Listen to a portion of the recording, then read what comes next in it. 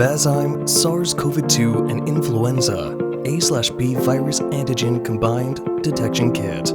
Colloidal gold-based operation flow. Kit components. Open the box. The kit contains these items.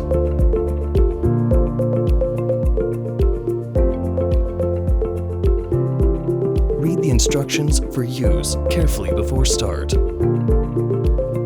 Test procedure. The tip of the swab should be inserted between 3 and 4 centimeters until resistance is felt. Roll the swab along the inner wall of the nostril 5 times to ensure the mucus and cells are collected.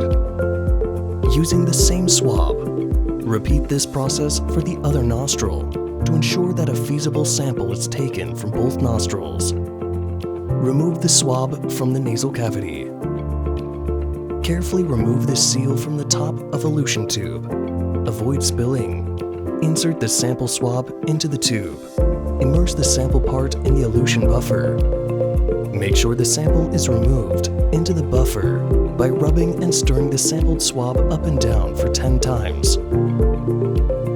Squeeze the tube and the swab to leave the eluent on the swab completely in the elution tube. Discard the swab. Place the dropper tip on the tube and make sure the dropper tip is tightly capped. Mix the sample by gently turning the tube upside down. Squeeze the tube to add 4 drops, about 80 microliters, to the sample well of the reagent card and start timing. Visually read the results after 15 minutes. The result is invalid after 20 minutes. Interpretation of test results. Positive result. 2 or more clear red lines are visible. One is quality control line, C line, and the other are test lines, B and/or A and/or S. Negative result. Only one red quality control line, C line, is visible.